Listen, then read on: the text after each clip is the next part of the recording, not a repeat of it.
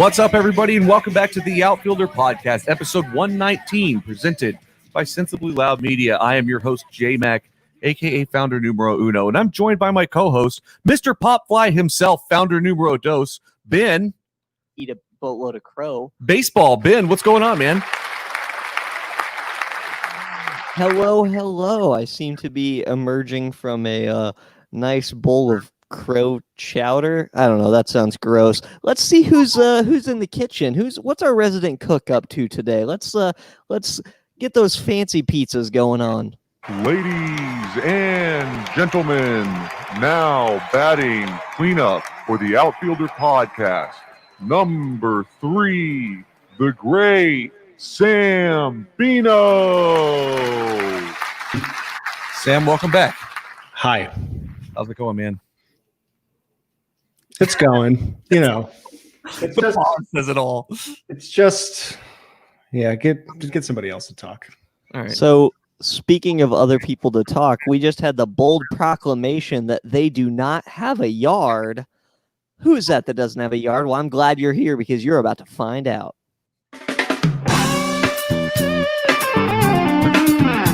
Jimmy Midtown. Jimmy Midtown.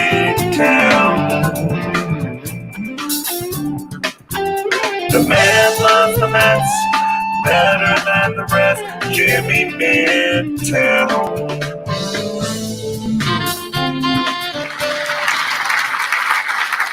Jimmy's back. What's going on, Jimmy Midtown? How are you doing? Hey, guys. Yeah, thanks for having me. I think the last time I chatted with you was in February. So I guess, what's new? What's been going on? Oh, not much. Just kind of Nothing has happened. Yeah, no news. Actually, really nothing has happened. It's just absolute terror. It's terrible. It's awful. Well, we are definitely lucky and glad to have you, especially I know things up in New York got a little dodgy there before the rest of the country decided to participate in earnest. And we're definitely happy to hear that you and yours are in good standing, and we're thrilled to have you, my friend. Thank you. Appreciate it. You had a nice little escape artist thing there going from New York to California. That's pretty impressive. Yeah, a little, impromptu road trip across the country, which, you got to do that from time to time, I guess. Very Jack Kerouac of you. Were you inspired by the movie Escape from New York? Like, were you watching that and you're like, we're out of here? Is that like the sequel to Escape from LA, or does it go the other way, or are they unrelated? I think it's the other way, but I'm not 100%. Okay. No, That's where Kurt Douglas played. Yeah. He was just looking to recreate the voyage of the Russell. Brooklyn Dodgers to become the Los Angeles Dodgers. That was the impetus for this. Got it. Yeah. Got it. Can we comment one more time? What an amazing song that is, J-Mac. Well done. And I don't know why, but now when I hear it, I picture like Jimmy in a bathrobe, and it's problematic. That's unbelievable. I don't know why that's the case, but sure. It's been quite a quarantine for Ben. Yeah. Ben's in. Well, I figured we'd talk a little bit about kind of where things are after the first weekend, initial thoughts. It's kind of weird because this Marlins news broke today, and I'm just so conflicted and furious about all of it. And so I figured we'd talk about that, and then we do these season predictions. But the real question is, and Jimmy, I'll throw it to you first. I mean, is this season even going to finish? Are we we're already having like a complete meltdown after like the first weekend? Well, so what's interesting is I have condensed about like 3 months of Mets misery into a weekend. And so I managed to convince myself on Friday that we're going all the way to the World Series. Like, this team's going to be amazing. Cespedes is great. Everything's fantastic. And then we completely collapsed the rest of the weekend. So I don't really know. I don't know where we'll be a week from now, let alone 2 months from now. But it doesn't feel like things are going smoothly enough for us to get through an abbreviated season. It's definitely not the case. Ben, do you want to kind of run down like what happened today, and then we can kind of go from there? Because I think both things about opening weekend need to be talked about here. But I mean, so to catch everyone up, we're recording this Monday, so you're likely hearing it Monday live or on Tuesday when it hits the streams. And basically, baseball came back last week. It was fantastic. There were games, and people had cutouts, and no one was wearing a mask, and everyone thought everything was awesome. And what else could we worry about, right?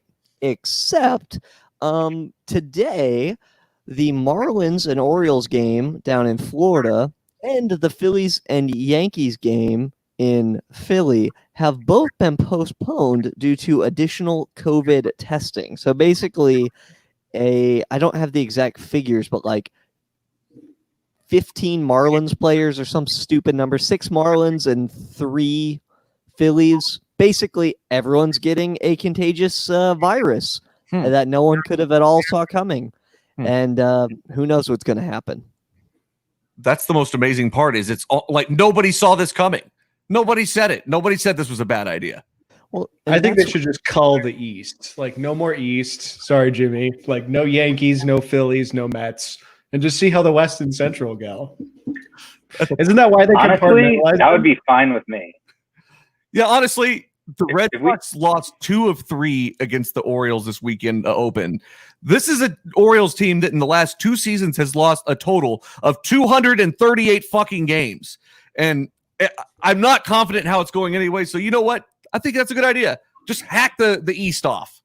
I love how quickly you were able to translate this into a Red Sox moment for yourself. Oh, well, Jimmy was just talking about the Mets. I'm talking about opening weekend here. No, I think if we want to just cancel the East for this year, that's fine. And, you know, I can just not worry for a few months about the Mets at least and Edwin Diaz, and we can get back to it sometime in 2021.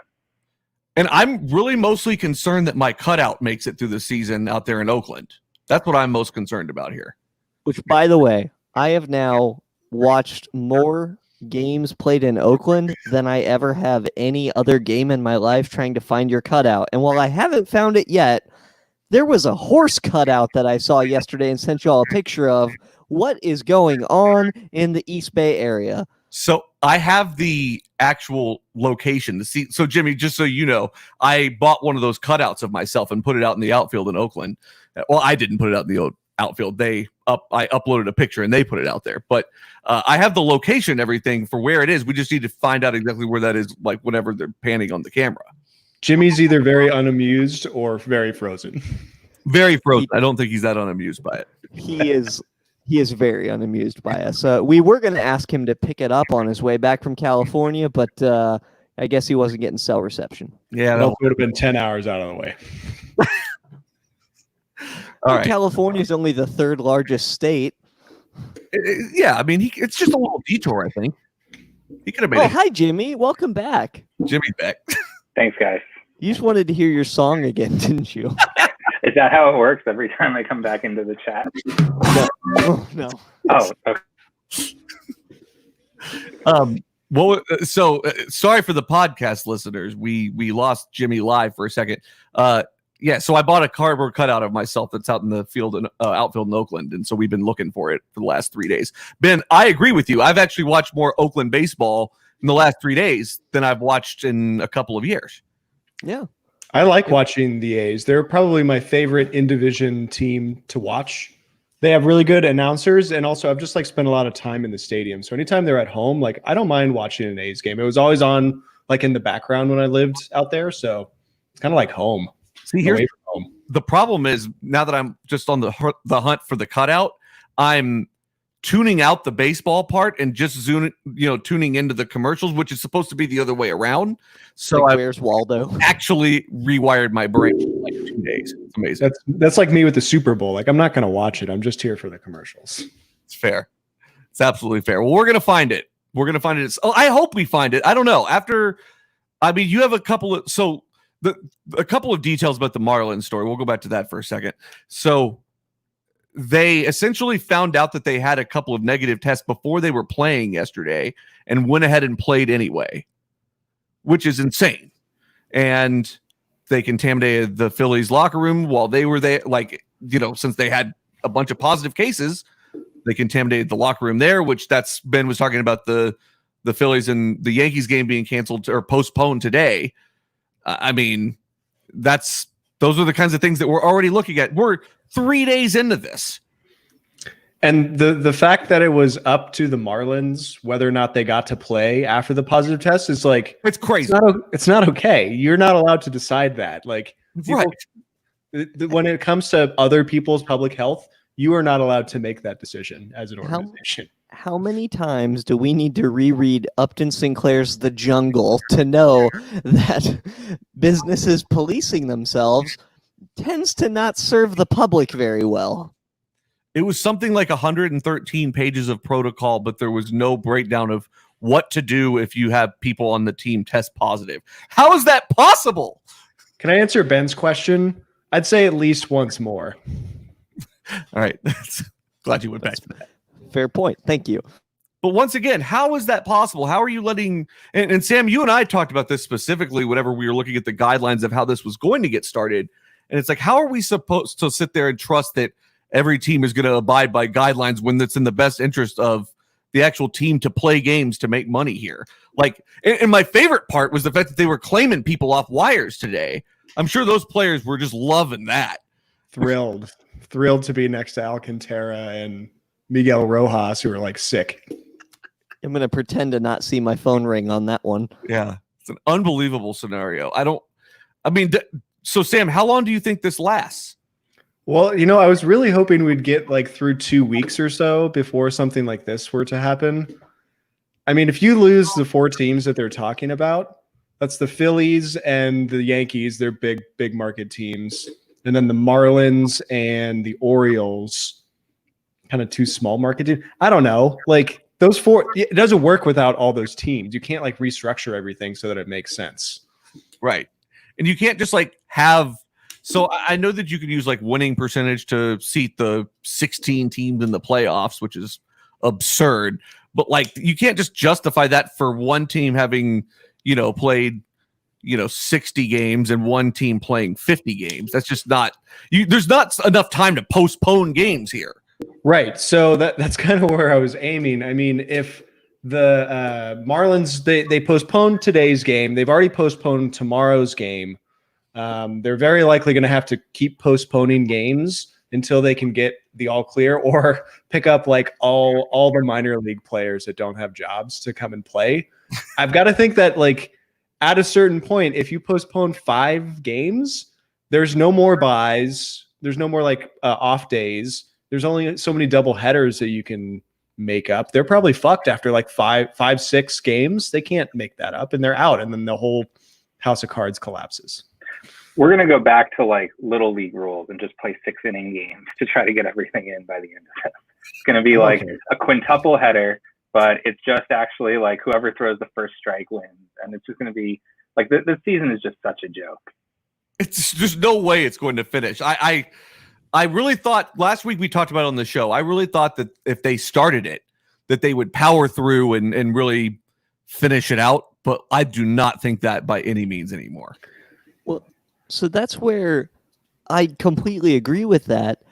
But right now, if they got started in a pandemic anyway, if they didn't even think to write a rule about what should we do if someone tests positive before a game, who gets to make that call? The fact that there's still games being played during a pandemic, it makes me think that there will not be better angels in our society to appeal to, and that they're going to be like, no, we're going to keep trying to print money for as long as possible until people die. Middle fingers, I'm out. Like that's what I feel like Manfred is doing. I love that Don Mattingly inadvertently became the face of the whole thing today when he was like, well, we got together and we discussed the results and we decided that as a team we wanted to play and not playing was ever going to be an option or whatever. And it's like, all right, for a couple of things. You don't get to make that call for everybody else, number one. I know Don Mattingly seems to think he's some sort of god, but he's not. And second of all, like that is just an absurd thing to think that everybody was just on board knowing that this is going to the locker room. That's crazy. There's nothing you can tell me that says that everybody, or that proves to me that everybody actually knew what the risk was before playing. There's no way possible. Yeah, I think that's true. there's just so many young guys like who aren't a part of the MLB system. They used to be like in AAA or whatever. They're going to pick up as many of those guys as possible because they'll play for like a can of cat food per game. They don't really care, and they're willing to take the risk, and the MLB is willing to take the money. Like they're going to keep playing, I think, for a while. So Sam, you negotiated cat food into your contract. Is this what we're finding out today? So I watched District 8 the other day. Have you ever seen this movie? Robot aliens. Have you seen this? Have you heard about this? Yeah. Basically, cat food is like a prized possession among the aliens. So sorry.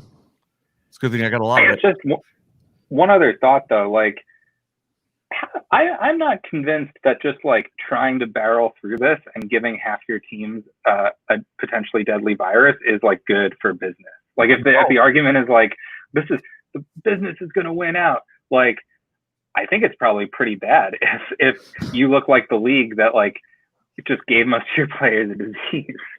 Yes, except that's what's already happening. Right. Like if they were worried about, if they were really worried about it and it wasn't just lip service, they would have wrote protocols, followed protocols, not even started in the first place. And, that's where it's like, yes, they're going to continue to try to stack that paper, You've got a lot of balls to come out and say that you want health to be first and foremost above everything else when like 12 people on your team just tested positive for this thing and you continued to play. That doesn't jive. I don't care what universe any people are living in. Like that doesn't make sense. None of that makes sense. At what point does the MLB go, okay, we made a mistake? It takes a lot of willpower to make that kind of course correction when you're that large and powerful. Like recent examples aside, that's just going to be really difficult for them to do. I don't see that happening. They won't. You're more the side you think it's just going to keep on going, huh? I think they're going to pick up all the Keanu Reeves from replacements and just like play. But I think the point is, and to agree with Jimmy here, is they never will admit that they're wrong.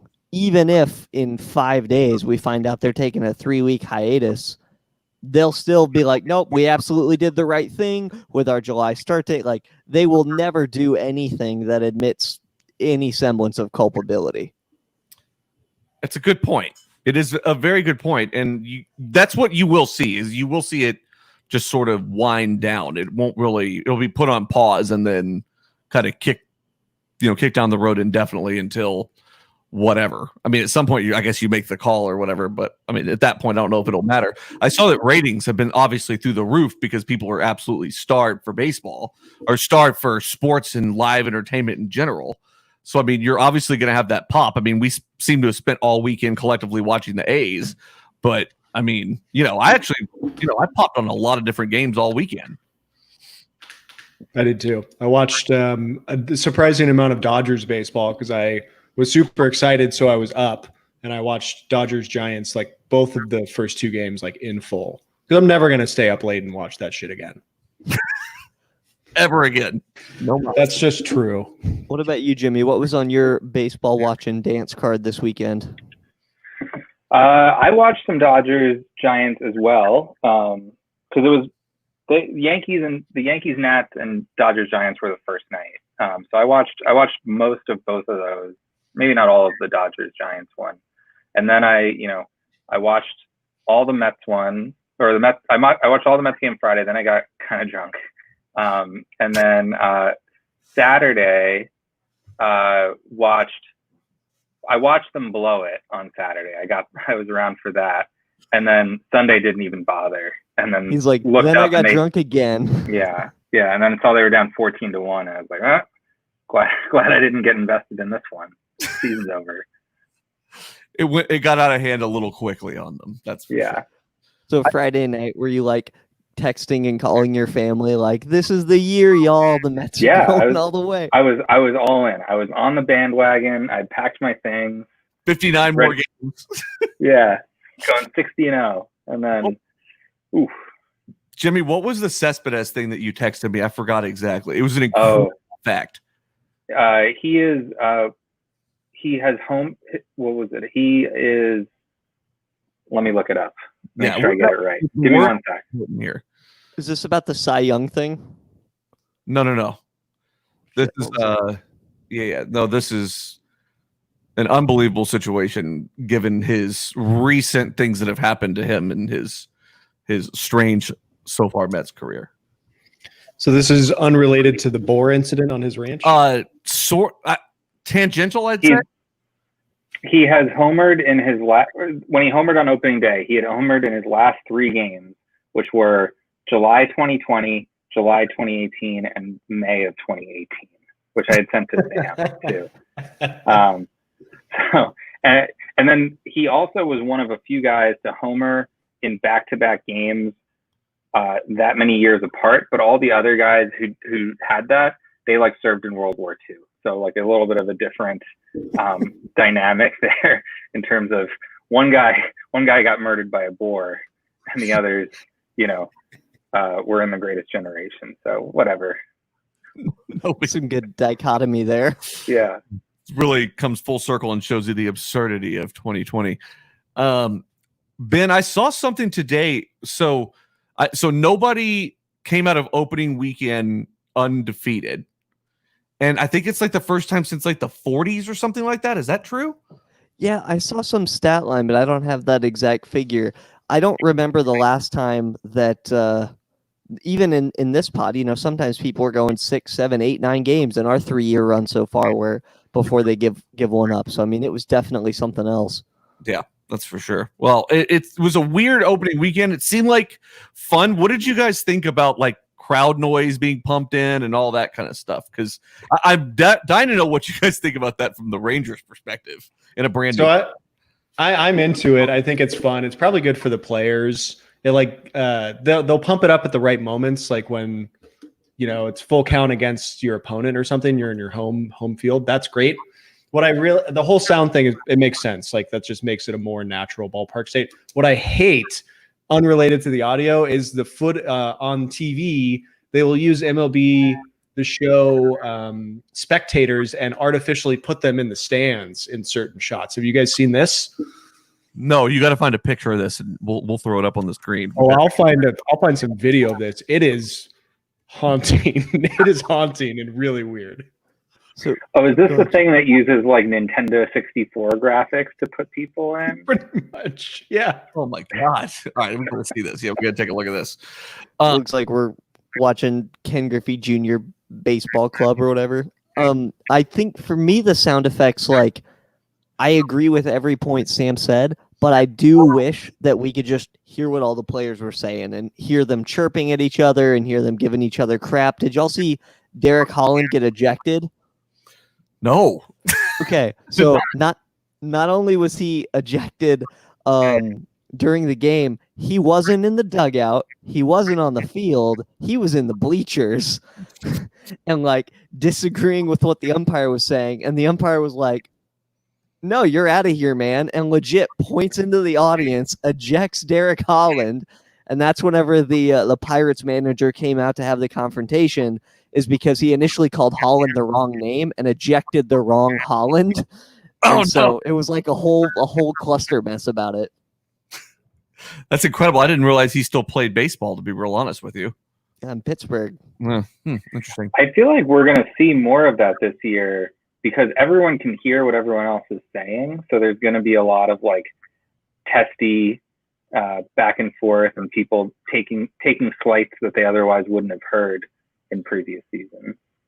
I agree with that. I think that the way they should have gone about this is that they should have pumped it in on the TV side and not necessarily in the stadium side, because that makes it sound way more hollow to me and way less authentic. Like I was watching a little bit of the Rangers Rockies series, and they kept doing the organ thing where they make people clap, that dun dun dun dun dun thing that they do. But like people aren't there to clap, so then you've got to like put in. It's just very odd. You've got to insert the clapping. You got to try to get that right. There's a lot going on there. It's not great. I don't like that part of it. I think they should have done that on the TV broadcast, if they're going to do it at all. Also, just one last note about the empty stadiums and this is actually how players have been reacting. Someone interviewed Brandon Nimmo on the Mets about like what it's like playing in an empty ballpark, and he said, not to be mean, but it's just kind of like playing in Miami, which I thought was a great reaction. Especially given everything that's gone down the last. Yeah, things have really changed. Playing in Miami now means communicating or contracting COVID, but it's whatever. It's very true. It's definitely taken on a new meaning. Did you guys see the first socially distanced umpire screaming match? It was hilarious. They both like got their masks ready. They're like, all right, hold on, I gotta put my mask on before I scream in your face. And then they like got 4 feet apart and yelled. It was really good. The best part was that the umpire thought that he wasn't really going to need it for very long, and then he was like, damn it, okay, hold on. And he had to actually put it on. It was fantastic. Maybe they could make like sponsored face shields. So like, this argument is brought to you by MasterCard, and it's just like a giant MasterCard logo on something that the manager has to wear before he goes out and yells at the umpire. Did you find that video, Sam? I put it in. Oh, do you want me to share my screen? Yeah, to do share it? your Hold on. screen and we'll throw it up quick. I closed the link. I would absolutely, this got me thinking, oh, whoa, we got a live comment here. I wish we had the option to watch it without the background noise, like the Premier League. I know, like, Ivan, thank you so much. Wouldn't it be nice? Such an oracle. A fantasy oracle, I might add. Very good at fantasy baseball, apparently. Which, by the way, at some point I need to learn how Roto works because I had less points today than I did yesterday, and I was confused. It's all very, very strange. All right. So you can see my screen. Oh, yeah. We got it. All right, let me see if I can make this bigger. This is great for the audio portion of the podcast, right? So you can see these like fake people in the stands. Oh, no. If you get really close up on them, they look fucking weird. I don't like that they fill it in like that. Yeah. That's a really bad look. That is not good. All right, we'll pump that out on our social later so people can take a look at it. That is terrible. If you just watch some of they were on the weekend games. I haven't seen any of that during a weekday game for some reason, but maybe they're playing with it or some shit. Or it could be that it's more for like a national broadcast type situation where you've got to have the funds to pump in instead of like, your Fox Sports Southwest. Yeah. But you can just tell that somebody developed like 30 different personas for a fan, and they're all moving and doing shit. So like you can spot the different people because they're all sort of doing the same thing at the same time, like 4 seats apart and like all around them. It's fucked up. Come on. You got to be better than that. So is that what you think we would look at if we were talking about playoffs? Or do you think if we were to get to the playoffs, that's not going to happen. I'm just going to put that out there. But if we're to get to the playoffs, do you guys think that they would have that pretty consistently? Well, let me ask you a 2-part question. One, do you think that they would have fans? If not, do you think that that's the route they would go? Yes. To all the above. Yeah, so I think that we won't get there. But if we did, they would try to find a way to force fans in. And if they couldn't make that work, they would put the digital fans in. It's not great. It's just not good at all. But as a Ranger fan, I won't even have to ever worry about the playoffs anymore. So hey, if you take last year's standings and apply them to this season, the Rangers make it. They're the 16th team. ooh. So take that, Ben Baseball. Nothing. Numbers. Can I bring A true Cinderella story. I did notice that Lance Lynn looked okay on opening day, but boy, is he a portly fellow. He got a little big. He plump guy. Yeah, a little bit, but a good, a fine pitcher. Have we heard anything about Kluber in the timetable on that? Last I saw, he just had some tightness in his shoulder and it was precautionary. Let me see if there's any recent news, but no like devastating Verlander level news. Which, by the way, for those that are just now tuning in, Justice good. Verlander out for the season. Corey Kluber is on the IL with a grade 2 strain in his shoulder. Ooh, that doesn't sound good. Doesn't sound good at all. All right. How do you grade a strain? Like at math? How bad is it? Let's put a number. Best case scenario, he returns as a reliever in September. Are you kidding me? That is unbelievable. It is. I have him on my fantasy team. So that's great. Ben, speaking of that, so we kind of teased this a second ago, but like we had our fantasy draft, and so we decided to go rotisserie league for the year. It's very strange. Like I said, Ivan might be the rotisserie league guru here. I'm not sure. I'm not sure where the standings fall right now, but I'm pretty sure he's still leading. We had the draft the other night. Ben, how many COVID players did you draft?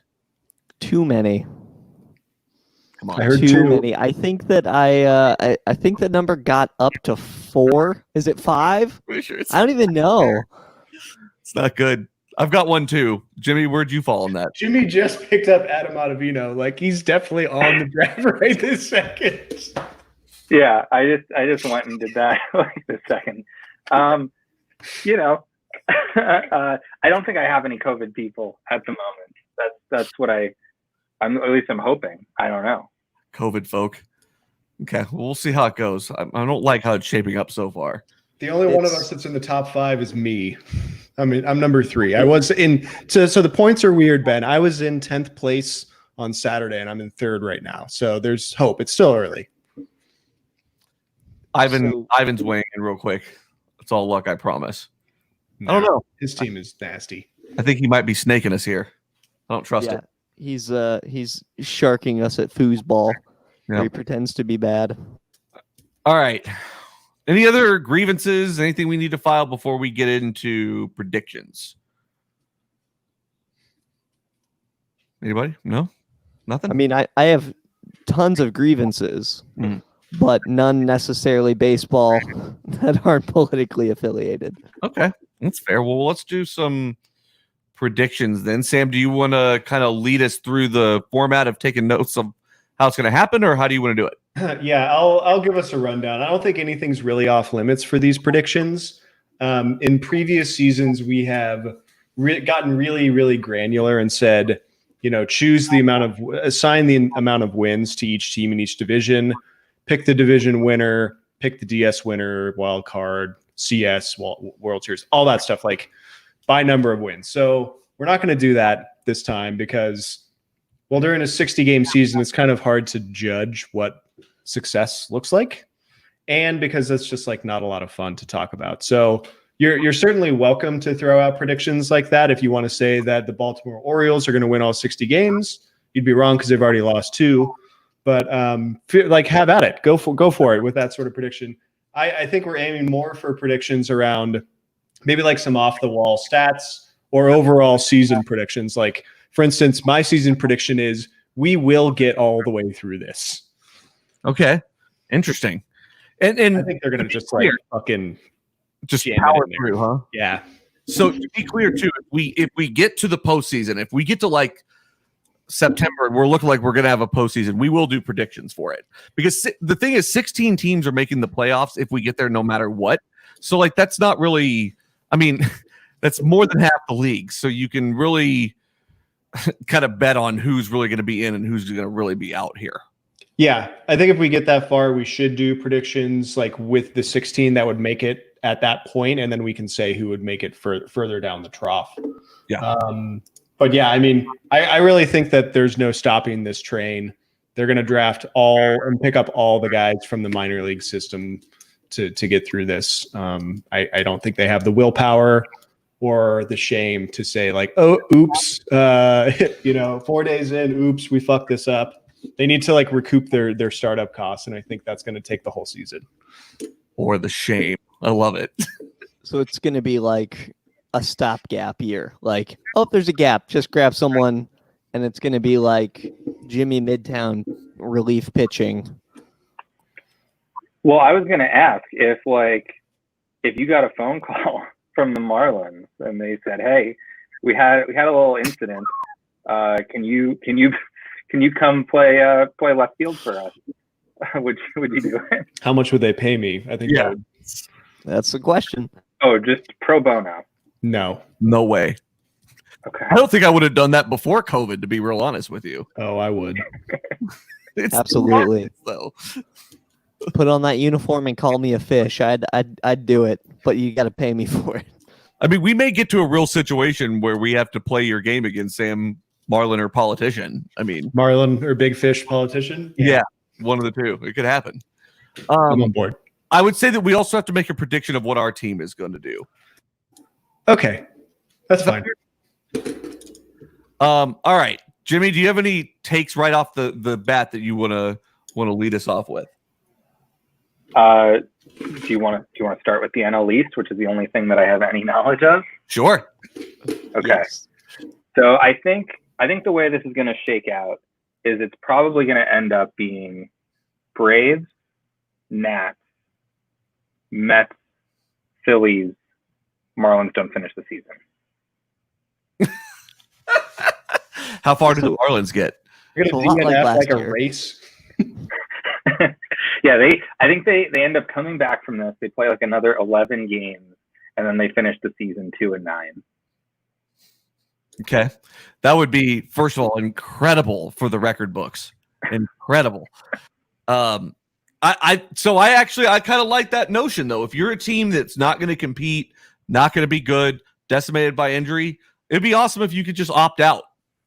Like you're gonna have Like a winning record no matter what happens here. it's like the Hunger Games. Like we just get less competition the longer we go. They I should just actually get think- down to 16 teams and start the playoffs now. Yeah, I don't think it's crazy to think though, because I mean, like guys like Trout were contemplating not playing this season, and I mean Price opted out obviously, and like there's some other guys who opted out. If it turns out that like this Marlins thing is the tip of the iceberg, I wouldn't be shocked if a bunch of guys just like said, you know what, it's not worth it. I'm just gonna sit out and I'll see you next year. Which like I don't know, that throws a whole wrench into all sorts of predictions, I guess. Yeah, I think our take was it's going to take one Mike Trout to do that and maybe like 12 David Prices. And we got one David Price. So if you get another dozen caliber David Prices up there and they say we're done, they might come tumbling down. And I mean, players are already saying like they're not experiencing the safety protocols that they were promised when they started this, and that's a large reason why I think that this may not happen. I don't think that it's going to be up to ownership necessarily. I think it will be like you put one Bryce Harper in like the ICU with this shit or whatever, it's over with. Well, and Freddie Freeman was like, he was not looking good like a week ago. He had 104 fever, and I mean, it's great that he's back, but I don't know, it's a numbers game with all this. Just like enough people get it, like there's going to be some really like terrible stories that come out of it.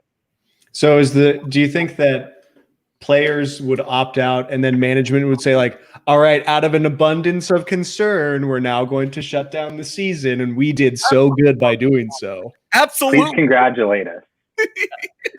I'd like my presidential medal of freedom, Mr. Trump. Don't break your hand patting yourself on the back. I get it. It's so true, and that's exactly what will happen too. Is the abundance of caution thing? It's absolute bullshit. If you were using an abundance of caution, we wouldn't be doing this in the first place. So I want to jump in for just a brief moment because I didn't think that. So a year ago, if you just said, "Hey Ben, end of July, who's going to have the best record in the American League and the National League?" We can say it right now. In the National League currently, only because they played earlier, San Diego has the best record in the National League, and Oakland has the best record in the American League. It's a weird world we're living in right now. That's because Eric Hosmer is crushing the ball. He's got like a 2100 OPS. He has like 10 RBI already. It's unbelievable. It's unbelievable. All right, so suspending all I guess reality of what could happen, I would say something that I'm actually going to reverse course on because I've actually ragged on them as recently as probably like last episode. I think the White Sox actually have a shitload of talent. I just don't know what their pitching is going to be like, and I think that they have the potential to win. Like, I mean, if you're talking about like a shorter season, you're talking about like 29, 30 games, something like that. Like that's significant progress for a team that has been in the gutter for a long time. Yeah, and they're missing Michael Kopech, who's like a key piece of that success. Yeah. I like that. I like that take. I put on the prediction sheet, the White Sox will be notable. I think that's all they're looking for is notable. So remember, though, they'd have to be more notable than the Twins. And I know it's super small sample size, but the Twins already have a plus 10 run differential. They've hung 27 runs on their opponents. Yeah, they look really good. Quite the weekend. Quite the weekend. They didn't look like they'd really left off much from where they left it back in October. And how sad for them, because they've got everything put together in a really nice way. Like if this was a full-blown season, this would be their year, I think. Yeah. And they would have a really good shot, depending on injury and everything. They'd have a really good shot at, making a run. So, Jimmy, where's your head at with the Phillies? Let me ask you that. Well, I think they're a good team, but I don't like. I mean, I watched Zach Wheeler for a long time. Zach Wheeler is not like really going to be a difference maker. So when you think about like the moves that they made, they're going to be a good team. I think with the exception of the Marlins, I think every team in the NL East could be, to use another famous Sam word, sufficient. They'll be like confident, but I think the Braves in particular are like good and young, and I think the Nats are going to have a little bit of like a World Series hangover. So I think the Phillies aren't going to be a bad team necessarily, and there's enough uncertainty that like things could break, and you could be a slightly above 500 team and somehow be in first place in a year like this. But I think the Braves and the Nats in particular are like clearly above the Phillies. And then like, I think if we had done this a week ago, I would have somehow wedged the Mets way higher up in that list. But I got a nice dose of reality over the weekend. So I only have them at third, but So I'm right there. what's brought on the sober realism on the Mets? Because I don't know that they could take the Braves, but I certainly could see the Mets overpowering the Phillies and Washington as a result of the World Series hangover. Well, I mean, like the day before the season started, Marcus Stroman went out with a calf injury, and they announced that he's week to week, which is not a term that I've heard to explain injuries before. No. But so he's probably not going to play this season. Does he have a lot of cattle? Damn it, Ben. Yeah. Well, I've completely lost my train of thought. No, so the Mets, yeah. I mean, I think that just like suddenly the rotation is a lot thinner than we thought it would be, because Syndergaard went out with Tommy John surgery way back during original spring training. So it's just like the rotation's not that deep. The lineup could be good. I think the DH actually benefits the Mets a lot because we've inexplicably signed a bunch of guys who should only be DHs, and that was without knowing that this was going to be the case. So it's worked out. We've like failed upwards in that regard. But I don't think. I think just like this weekend made me realize that like the more things change, the more they stay the same. The Mets are going to screw all this up. I thought for sure you were going to say something like, well, I've just been sitting inside and thinking about it a whole lot, and I've come to the realization. He's like, well, gentlemen, I drove across the country twice, and you'd be amazed what that does to your perspective. Yeah. So true. It's so true. Yeah, we talked about that a little bit, Jimmy. Like I think that they do benefit a lot from the designated hitter thing. I think that's very true. I mean, Rick Porcello being one of your guys, though, is just, it's tough to look at. And I say that as my number 2 starter is Martin fucking Perez. So, like, I'm right there with you.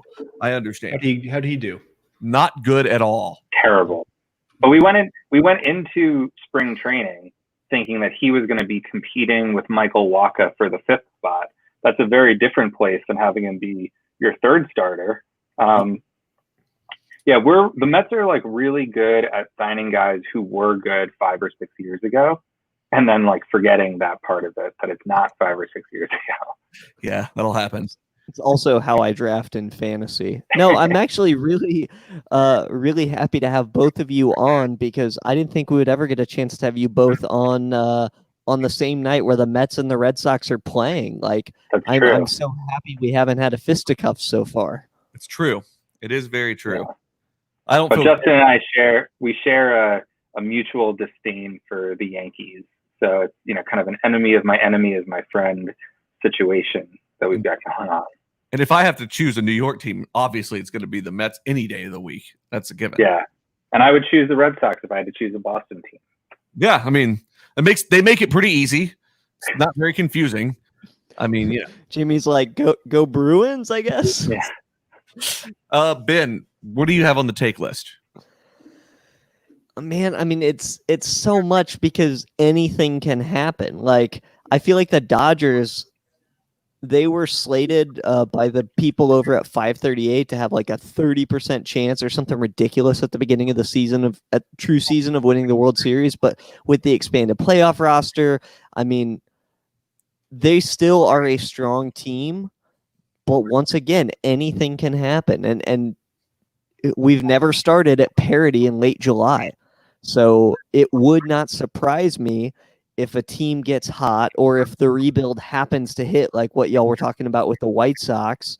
This should have been the Twins, the Yankees, Red Sox, and the garbage fire known as Houston all battling it out in the American League. And of that, sitting now knowing what we know now, give me Rays out of the East, still Twins out of the Central, and I don't know, like a dead bird or something out of the West. Like, no one cares. It's all over. I'm sorry. Globe Life Park is probably beautiful, and I'm not allowed inside. Like, the whole thing sucks. It's not great. I don't hate that, though. I think there's a I look at teams like the Braves as being a good benefactor of the short season, too, where, like, I was watching the game the other day, and Ronald Acuna Jr.'s forearms are fucking massive. That guy's done nothing but lift weights all off season. And I look at things like that. I'm like, these guys are maturing. They're getting better. They just really need to go on a run. And their pitching isn't the best in the world as far as starters go, but they just need to out smack the shit out of everybody. And I think that could very well happen in the East. Well, and that's where in the NL East specifically, it's kind of like with Atlanta. Or excuse me, Atlanta is kind of like how we were talking about the Twins earlier. Like, this would have been a year for them to really make a run at it. This would have been when they'd want to be structured well for it. So, I can't say as much about the NL Central. Maybe Milwaukee wanted to make another deep run, especially now that they got that outfielder back. God, what's his name?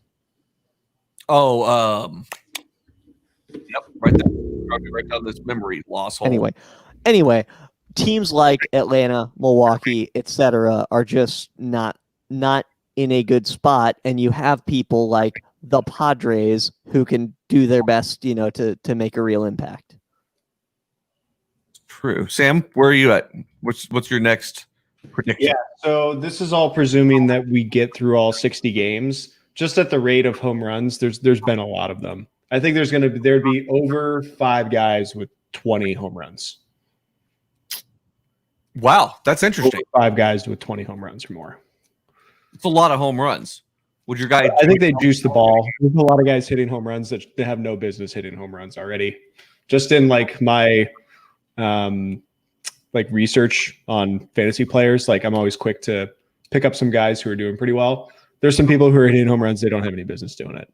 So I think there's going to be a lot of long balls because they know that drives viewership. So they're like, oh, let's just get fucking 40 home runs this weekend and boost some viewership. So that's sort of my stat-based prediction. I think the Reds are actually going to be really good. This presumes a 60-game season. Their lineup is really, really good, and so is their rotation. I think they could do quite a bit of damage in the NL Central this year. And I know they have a lot to contend with the Brewers, but the Reds are like my sort of most improved team this year. Didn't Trevor Bauer strike out like 13 on opening day or something like that? He did. He is on my fantasy team. Of course he was. Is that the dude with the huge neck? Huge ego. Huge ego, yeah. I don't know about his neck size. Somebody check into that. He's got a big following on Twitter for being a shithead. Yeah, he's a shithead on Twitter, but I love it. I love it. My next take is I don't think the Nats are going to be that good. I don't think that I didn't really think that not that they didn't deserve to win last year, but I thought that they caught fire at the right time. And I mean, they lost guys like Anthony Rendon. I think that's going to make a difference for their lineup. And I don't know. I see them having a little bit of a World Series hangover, if anything else there. How are the Red Sox going to do? Oh, they're going to be fucking terrible. They're going to win 20 games or so. Fucking terrible. I saw some stat yesterday that's just caught me on fire. I was so pissed off. It was something like between Devers, Bogarts, and Benintendi, they hit like 0.33 this weekend or something like that. It's still pretty early, but yeah, there's been a lot of that. Like Acuna's gotten one hit. There's a lot of good guys who aren't doing very well. I'm just like, I actually started looking into that. You actually definitely won that Benintendi trade that you and I had because he has been hot garbage since like mid last year. What was the trade? I gave you Benintendi for pitcher, I think. Lance Lynn, maybe? That sounds right. Yeah. Yeah, something like that. I wanted to keep Lynn, but I just, with 8 guys, I couldn't do it.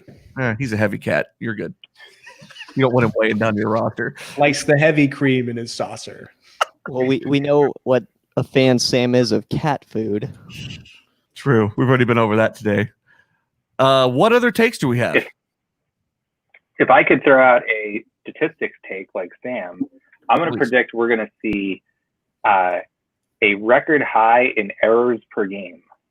Because I think that these guys just like didn't really get a true spring training in. I think a bunch of them are like a little bit like not absent-minded, but like I think their mind is elsewhere.